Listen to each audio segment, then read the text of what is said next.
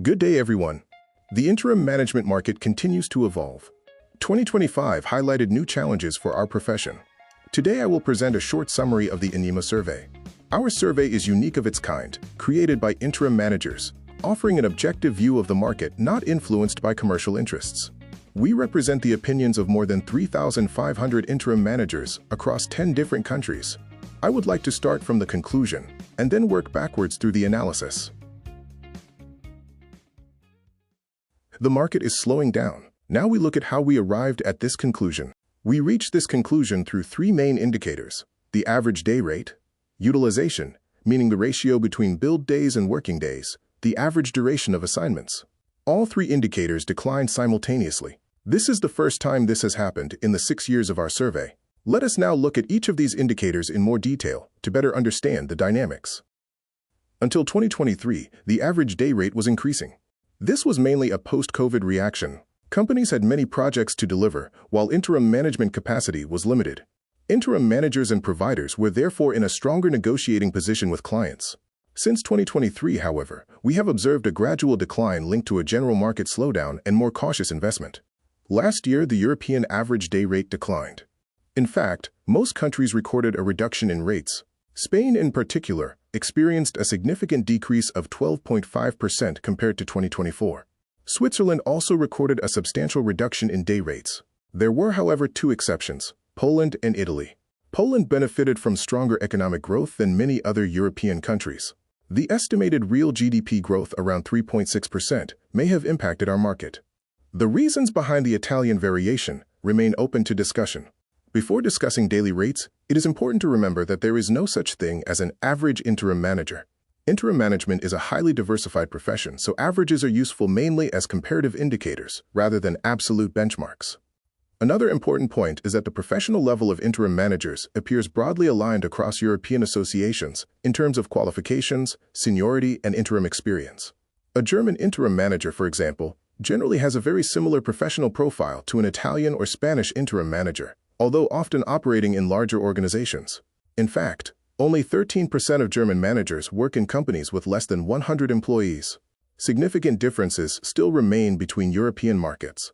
In Northern Europe, rates are generally higher thanks to larger companies and a stronger value-oriented mindset. In Southern Europe, where SMEs dominate, price pressure remains stronger. Let us now move to billed days. Utilization declined by 2.1% in 2025, meaning interim managers billed fewer days than in the previous year. In Spain, however, managers billed more days, probably to compensate for lower day rates. We observed a similar effect in Italy some years ago. Switzerland recorded the sharpest decline in both day rates and utilization, creating a double negative effect. The average duration of assignments reduced by almost 1 month. This was probably the real surprise of 2025. Shorter assignments often reflect a more cautious market attitude. Clients tend to avoid committing themselves for longer periods. This perception is widely shared by interim managers active in the field, some of whom highlighted growing difficulties in negotiating and closing contracts, as well as lower conversion rates from opportunities into actual assignments. Let us now move to the overall macro indicators. The combined effect of inflation, lower utilization, and weaker rates generated an estimated compound reduction of approximately 5.1% in average revenues. Utilization and day rates are closely connected when considering overall turnover. For example, if an assignment moves from 5 to 4 days per week, this is often simply another way of achieving a 20% reduction in the overall interim management cost. Let us now look at the demographic profile of interim managers within our associations. Operations and finance competencies increased, while broader strategic competencies declined. This may indicate a shift in focus from top-level transformation towards functional and operational improvement. This trend is also confirmed by the growth in operations members since 2020, which increased steadily by around 1% each year, unlike other functions. This chart shows the management level at which interim managers operated during their latest assignment. Compared to the previous year, assignments progressively shifted away from top-level CEO and board roles towards functional and other executive positions. The average experience level of interim managers remained high at over 7 years, but it declined in 2025 by approximately 6 months, returning to levels similar to the COVID period. More managers are entering the profession later in their careers. To all those who have chosen interim management as a new professional challenge, our associations extend a warm welcome. Client profiles remained broadly unchanged, with assignments concentrated almost entirely within the private sector. The United Kingdom is an exception and has around 17% of assignments in the public sector in 2025. A persistent geographical disparity also remains between Northern and Southern Europe. Company size continues to significantly influence the interim management ecosystem, including pricing, provider margins, contractual models, and commercial channels. Over 6 years of survey data, the main activities of interim managers have consistently remained change management, process improvement, project management. There is therefore no significant evidence confirming a shift from gap management to change management, despite recent claims by some providers and industry media. Traditional clients have always favored personal relationships. This is also why they preferred specialist providers and personal networks to identify interim managers. During the last year, however, approximately 8% of business shifted towards alternative channels, such as executive search firms and management consultancies, but not digital channels. We asked European interim managers to evaluate the business climate. A general consensus emerged that the situation remained broadly stable compared to the previous year, with opinions largely aligned. However, pessimists still outnumber optimists by around 10%. We also asked interim managers about pricing pressure during negotiations with providers and clients. In 2025, greater polarization emerged. The group of optimists remained broadly stable, while the number of pessimists increased. It should also be remembered that contract duration reduced last year, representing another signal of negotiation pressure and a more cautious market. In closing, it is important to remember that the survey was conducted in January. At that time, macroeconomic indicators were already pointing to a market slowdown, while interim managers reported increasing pressure in negotiations. Based on these signals, a significant recovery appeared unlikely. Since then, geopolitical tensions have further impacted the global economy, increasing uncertainty across markets. If the survey were repeated today, few would probably expect an improvement in results. So INIMA predicts that a significant recovery is unlikely, and the market slowdown seems destined to continue. We therefore confirmed, through objective data and structured reasoning, the conclusions presented in our opening slide. Let us now move from numbers to words. As part of our survey, we asked interim managers which issues they would like to raise with the professional ecosystem.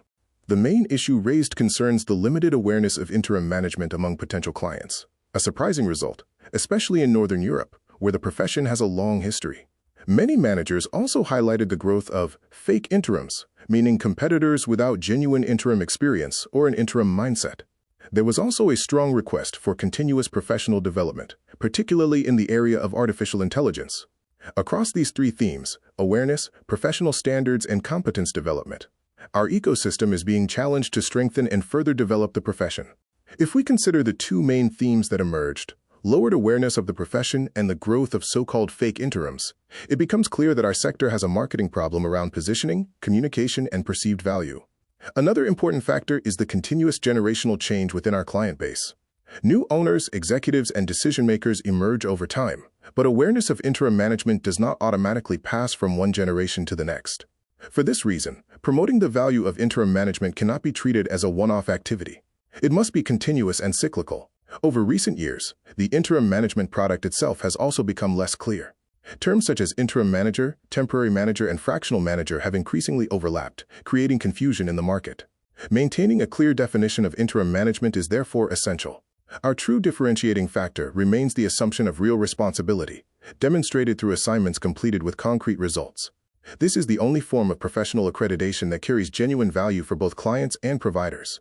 On pricing, Southern Europe still shows a significant gap compared to Northern Europe. Strengthening the profession will therefore require greater collaboration across the ecosystem, associations, providers, and interim managers to communicate the value of interim management together. Let's move to a topic that will change our profession: artificial intelligence. Let's think about it in simple terms. As interim managers, we bring experience that crosses functions, organizations, sectors, cultures, and generations. We also bring a holistic perspective and intuition built through real operational experience. On the other hand, artificial intelligence brings speed, complex analysis, decision support. Together, they can create something truly unique and transformative. No one has all the answers. But one thing is clear: we cannot stand and watch, because this is too important to be left to individuals alone. INIMA would like to extend a special thank you to all the members of the European associations who contributed to our survey. Without you, this report would not be possible. Please remember that you can download the full survey report free of charge from the INIMA website. Thank you for your attention.